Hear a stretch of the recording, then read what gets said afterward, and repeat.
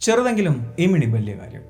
വൈകുന്നേരങ്ങളിൽ കടപ്പുറത്ത് പോയി സൂര്യൻ അസ്തമിക്കുന്നത് നോക്കിയിരിക്കാൻ താല്പര്യമില്ലാത്തവരായി ആരും തന്നെ ഉണ്ടാവില്ല. ആ സമയത്തൊക്കെ നമ്മൾ ചിന്തിക്കുന്ന ഒരു കാര്യമുണ്ട്, എന്തൊരു വലുതാണ് ഈ കടൽ എന്ന്. ചുമ്മാ ഗ്ലോബ് ഒന്നെടുത്ത് അതിലെ നീല നിറം നോക്കിയാൽ നമുക്ക് മനസ്സിലാക്കാൻ സാധിക്കും ഭൂമിയുടെ മുക്കാൽ ഭാഗവും നിറഞ്ഞു നിൽക്കുന്ന സമുദ്രത്തിൻ്റെ വലുപ്പം. എന്നാൽ വേറൊന്ന് നിങ്ങൾ കേട്ടിട്ടുണ്ടോ? നമ്മൾ ഈ കാണുന്ന സമുദ്രം ഭൂമിക്കുള്ളിലുള്ള ഒരു മഹാസമുദ്രത്തിൻ്റെ ചെറിയൊരു ഭാഗം മാത്രമാണ് എന്ന്. വെറുതെ പറയുന്നതല്ല, കൃത്യമായ ഗവേഷണങ്ങളോടുകൂടി ശാസ്ത്രം വിശദീകരിക്കുന്നു ഭൂമിക്കുള്ളിൽ ഭീകരമായ ഒരു സമുദ്രം ഒളിഞ്ഞിരിക്കുന്നുണ്ട് എന്ന്. അമേരിക്കൻ ഐക്യനാടുകളിലെ ഇലിനോയ്സ് എന്ന സംസ്ഥാനത്തിലെ ഇവാൻസ്റ്റണിലുള്ള നോർത്ത് വെസ്റ്റേൺ സർവകലാശാലയിലെയും ന്യൂ മെക്സിക്കോ സർവകലാശാലയിലെയും ചില ഗവേഷകർ ചേർന്നാണ് ഇങ്ങനൊരു കണ്ടെത്തൽ നടത്തിയിട്ടുള്ളത്. ഭൂമിയുടെ ഉപരിതലത്തിൽ നമ്മൾ കണ്ടതിനേക്കാൾ 3 ഇരട്ടി ജലം ഭൂമിയുടെ ഉള്ളിലുണ്ട് എന്നാണ് അവർ കണ്ടെത്തിയിരിക്കുന്നത്. ഭൂമിയുടെ ഉപരിതലത്തിൽ നിന്നും 400 മൈൽ താഴെയായാണ് ഈ ജലസംഭരണി സ്ഥിതി ചെയ്യുന്നത് എന്നും കണ്ടെത്തിയിരിക്കുന്നു.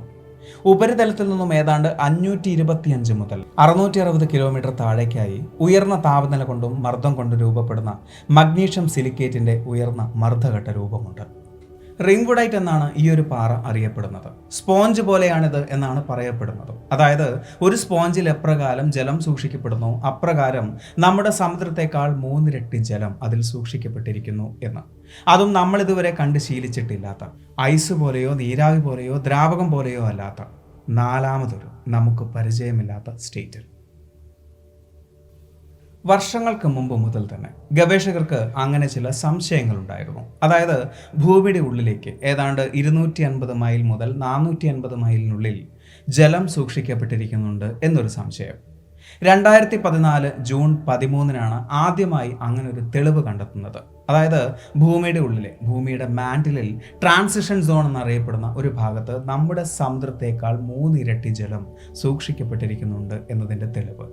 ഭൂമിയുടെ ക്രസ്റ്റിൽ നിന്നും ഏതാണ്ട് 400 മൈൽ താഴെയായി സ്ഥിതി ചെയ്യുന്ന ഭൂമിയുടെ മാന്റിൽ പഠന വിഷയമാക്കിയ ജേക്കബ്സൺ എന്ന ഗവേഷകനും സംഘവും അമേരിക്കയിലുള്ള 2000-ഓളം ഭൂകമ്പ മാപിനികൾ ഉപയോഗിച്ച് പരീക്ഷണം നടത്തിയതിലൂടെ മനസ്സിലാക്കിയ ഒരു കാര്യം, 400 മൈൽ താഴെയുള്ള പാറകളെല്ലാം ഉരുകിയിട്ടുണ്ട് എന്നും അവയിൽ നമുക്കറിയാത്ത ഒരു സ്റ്റേറ്റിൽ ജലം സൂക്ഷിക്കപ്പെട്ടിരിക്കുന്നുണ്ട് എന്നുമാണ്. അതായത് നമ്മൾ ഇതുവരെ കണ്ടിട്ടില്ലാത്ത ജലത്തിൻ്റെ 4ാമത്തെ രൂപം എന്ന് പറയുന്നത് മാന്റിലെ പാറക്കെട്ടുകളിലെ മിനറൽസിൻ്റെ തന്മാത്ര ഘടനയ്ക്കുള്ളിൽ മറ്റൊരു രൂപത്തിൽ ജലം കുടുങ്ങിക്കിടക്കുന്നു എന്നതാണ്. 250 മൈൽ പാറക്കെട്ടിൻ്റെ വലുപ്പത്തിലും മർദ്ദത്തിലും 2000 ഡിഗ്രി ഫാരൻഹീറ്റിന് മുകളിലുള്ള താപനിലയിലും ഒരു ജലതന്മാത്ര പിളർന്ന് ഹൈഡ്രോക്സിൽ റാഡിക്കൽ രൂപപ്പെടുന്നു. അതിന് ധാതുക്കളുടെ ക്രിസ്റ്റൽ ഘടനയിലേക്ക് ബന്ധപ്പെടാനും സാധിക്കും. ഇത്തരം ജലകണങ്ങൾ ആ പാറക്കെട്ടിൽ ഒരു ചെറിയ ശതമാനമെങ്കിലും കണ്ടെത്തിയിട്ടുണ്ട് എങ്കിൽ അതിൻ്റെ അർത്ഥം നാം കാണുന്ന സമുദ്രത്തെക്കാൾ 3 ഇരട്ടി ജലം ഭൂമിക്കുള്ളിൽ സൂക്ഷിക്കപ്പെട്ടിരിക്കുന്നുണ്ട് എന്ന് തന്നെയാണ് എന്ന് ഗവേഷകർ ഉറപ്പിച്ചു പറയുന്നു. ഇതല്ലാതെ സമുദ്രത്തിനിടയിൽ മറ്റു പല ജലസ്രോതസ്സുകളും കണ്ടെത്തിയിട്ടുണ്ട്. ബ്രസീൽ മുതൽ പടിഞ്ഞാറൻ ആഫ്രിക്കയിലെ ഗിനിയ വരെ നീണ്ടുകിടക്കുന്ന ജലസ്രോതസ്സുകൾ. അതിനെ അറ്റ്ലാന്റിക് ഇക്വറ്റോറിയൽ വാട്ടർ എന്നാണ് വിളിക്കപ്പെടുന്നത്. ഇത് ഭൂമധ്യരേഖയ്ക്ക് സമാന്തരമായിട്ടാണുള്ളത്. അതൊരു പുതിയ കണ്ടെത്തലൊന്നുമല്ല. നേരത്തെ ഇന്ത്യൻ മഹാസമുദ്രത്തിലെയും പസഫിക് സമുദ്രത്തിലെയും എല്ലാം ഇത്തരത്തിലുള്ള ഭൂഗർഭ ജലസ്രോതസ്സുകൾ കണ്ടെത്തിയിട്ടുണ്ട്. ജിയോസഫിക്കൽ റിസർച്ച് ലെറ്റേഴ്സ് എന്ന ജേണലിൽ അത്തരം കണ്ടെത്തലുകൾ പങ്കുവച്ചിട്ടുമുണ്ട്. എന്നാൽ സമുദ്രത്തെക്കാൾ 3 ഇരട്ടി ജലം ഭൂമിക്കുള്ളിൽ സൂക്ഷിക്കപ്പെട്ടിരിക്കുന്നുണ്ട് എന്ന കണ്ടെത്തൽ നമ്മെ എത്തിക്കുന്നത് മറ്റൊരു ചിന്തയിലേക്കാണ്. അതായത് ഭൂമിയിലെ ജലം കാലങ്ങൾക്ക് മുമ്പ് ഭൂമിയെ തേടി പുറത്തു നിന്നും വന്നതാണ് എന്നാണല്ലോ നമ്മൾ പഠിച്ചിട്ടുള്ളത്. ഇനി അങ്ങനെയല്ലായിരിക്കുമോ? ഭൂമിയിലെ ജലത്തിൻ്റെ ഉദ്ഭവത്തെക്കുറിച്ച് പ്രധാനമായും 2 സിദ്ധാന്തങ്ങളാണ് നിലവിലുള്ളത്. ഒന്ന്, 4000 മില്യൺ വർഷങ്ങൾക്ക് മുമ്പ് ഭൂമിയിൽ ഉണ്ടായി എന്ന് വിശ്വസിക്കപ്പെടുന്ന ഒരു ഉൽക്കാപാതം, അതായത് മീറ്റിയോറിക് ഷവർ. ജലഗണങ്ങൾ നിറഞ്ഞ ലക്ഷക്കണക്കിന് ഉൽക്കകൾ ഭൂമിയിൽ പതിച്ചത് കാരണമാണ് ഭൂമിയിൽ സമുദ്രങ്ങൾ ഉണ്ടായത് എന്ന് വിശ്വസിക്കുന്ന സിദ്ധാന്തം. ആർക്കിയൻ കാലഘട്ടത്തിൻ്റെ തുടക്കത്തിൽ തന്നെയാണ് ഇങ്ങനെ ഒരു ഉൽക്കാപാതം സംഭവിച്ചത് എന്നും അന്ന് 20 മില്യൺ വർഷങ്ങളോളം ഈ ഉൽക്കാപാതം സംഭവിച്ചിരുന്നു എന്നതിനും കൃത്യമായ തെളിവുകൾ നമ്മൾ കണ്ടെത്തിയിട്ടുണ്ട്.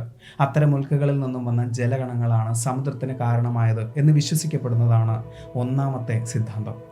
ആർക്കിയൻ കാലഘട്ടത്തിൻ്റെ തുടക്കത്തിൽ ഭൂമി പൂർണ്ണമായും തണുത്തുറഞ്ഞിട്ടുണ്ടായിരുന്നില്ല എന്നും അതുകൊണ്ട് തന്നെ ഭൂമിയുടെ ഉള്ളിൽ നിന്നും മീഥെയിൻ, അമോണിയ, കാർബൺ ഡയോക്സൈഡ്, നീരാവി എന്നിവ അന്തരീക്ഷത്തിലേക്ക് ഉയർന്നു പൊന്തി അവിടെ തണുത്തുറഞ്ഞ് വർഷങ്ങളോളം മഴയായി പെയ്തിരുന്നു എന്നും പറയപ്പെടുന്നു. അങ്ങനെയായിരിക്കാം സമുദ്രമുണ്ടായത് എന്നും മറ്റൊരു സിദ്ധാന്തവും വിശദീകരിക്കുന്നുണ്ട്. അന്തരീക്ഷത്തിലുണ്ടായിരുന്ന വാതകങ്ങൾ ചേർന്ന് ജലരൂപത്തിൽ പെയ്തത് ആസിഡിന്റെ സ്വഭാവം കാണിച്ചിരുന്നു എന്നും അതുകൊണ്ട് തന്നെ ഭൂമിയുടെ ഉപരിതലത്തിലുള്ള ശിലകളുമായി അത് റിയാക്ട് ചെയ്ത് അതിലെ മിനറൽസ് കടൽ വെള്ളത്തിലേക്ക് ചേർന്നിരുന്നു എന്നും നിരീക്ഷണങ്ങളിലൂടെ കണ്ടെത്തിയിട്ടുണ്ട്. അക്കാലത്ത് മീഥെയിൻ സാന്നിധ്യമുള്ള ജലമായിരുന്നു ഭൂമിയിലുണ്ടായിരുന്നത്.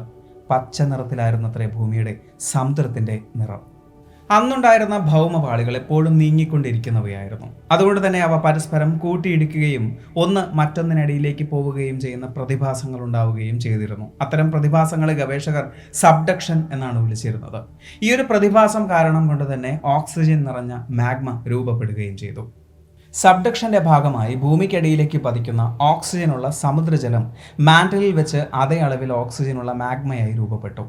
ഇങ്ങനെ രൂപപ്പെട്ട മാഗ്മകൾ മില്യൺ വർഷങ്ങൾക്ക് ശേഷം അഗ്നിപർവ്വതങ്ങളിലൂടെ പുറത്തേക്ക് ലാവയായി വരികയും അവയിൽ നിന്ന് ഓക്സിജൻ നീരാവിയായി അന്തരീക്ഷത്തിലേക്ക് ചെന്നെത്തുകയും ചെയ്തു. ഇങ്ങനെ വർഷങ്ങൾ കൊണ്ട് അന്തരീക്ഷത്തിൽ ഓക്സിജന്റെ സാന്നിധ്യം കൂടുകയായിരുന്നു. ആ സമയത്ത് ഭൂമിയുടെ അന്തരീക്ഷത്തിന് ഒരു സംരക്ഷണ പാളി രൂപപ്പെട്ടതോടുകൂടി ഓക്സിജൻ ഉൾപ്പെടെ അന്തരീക്ഷത്തിലെ ഒരു വാതകവും പുറത്തു പോകാതെ തുടരുകയും ചെയ്തു. ആർക്കിയൻ കാലഘട്ടത്തിൽ രൂപപ്പെട്ടത് എന്ന് വിശ്വസിക്കപ്പെടുന്ന ചില മാഗ്മ കല്ലുകൾ പരിശോധിച്ചതിലൂടെയാണ് രണ്ടാമത്തെ സിദ്ധാന്തത്തിന് ഉറപ്പ് കൂടുന്നത്. 3500 മില്യൺ വർഷങ്ങൾക്ക് മുമ്പ് മുതൽ തന്നെ ഭൂമിയിൽ ഫോട്ടോസിന്തസിസ് സംഭവിച്ചിരുന്നു എന്നതിന് കൃത്യമായ തെളിവുകളും ചില ആൽഗകളുടെ നിരീക്ഷണത്തിലൂടെ നമ്മൾ കണ്ടെത്തിയിട്ടുണ്ട്. അത് ഭൂമിയിൽ ഓക്സിജന്റെ അളവ് വർദ്ധിപ്പിക്കാനും സഹായിച്ചു.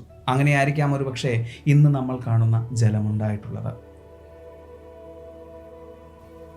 2014 പ്രസിദ്ധീകരിക്കപ്പെട്ട ഈ ഒരു കണ്ടെത്തൽ 10 വർഷങ്ങൾക്കിപ്പുറമാണ് നമ്മളിൽ പലരും അറിയുന്നത് പോലും. അതിന് കാരണമായത് ചില ഇൻസ്റ്റഗ്രാം റീൽസും ആ വീഡിയോകൾക്ക് താഴെ ചില കമൻറ്റുകളും കാണാൻ സാധിക്കും. അതായത് ഭൂമിക്കിടയിൽ അത്തരത്തിലൊരു സമുദ്രം ഒളിപ്പിച്ചു വെച്ചത് ചില ദൈവിക ശക്തികളാണ് എന്നും അതിനുള്ള ജൈവിളികളും മനുഷ്യർക്കായി അത് ഒളിപ്പിച്ചു വെച്ചതാണത്രേ. അത് അവരുടെ കാര്യം. മേൽപ്പറഞ്ഞ 2 സിദ്ധാന്തങ്ങളുമാണ് ഭൂമിയിൽ ജലം ഉദ്ഭവിച്ചതിന് കാരണമായി വിശ്വസിക്കപ്പെടുന്നത്. ഈ 2 സിദ്ധാന്തങ്ങളും സംഭവിച്ചിരിക്കാമെന്ന് തന്നെയാണ് ബോധമുള്ളവർ വിശ്വസിക്കുന്നത്. എന്നാൽ ഈ ഒരു കണ്ടെത്തലിലൂടെ മനസ്സിലാക്കേണ്ട മറ്റൊരു കാര്യം, ഭൂമിക്ക് പുറത്ത് ജലസാന്നിധ്യമുണ്ടോ എന്ന് അന്വേഷിക്കുന്നതിനേക്കാൾ പ്രധാനമായ വിഷയം നമുക്കറിയാത്ത ജലസാന്നിധ്യം ഭൂമിയിൽ മറ്റെവിടെയെങ്കിലും ഉണ്ടോ എന്ന് കണ്ടെത്തുന്നതിലാണ്.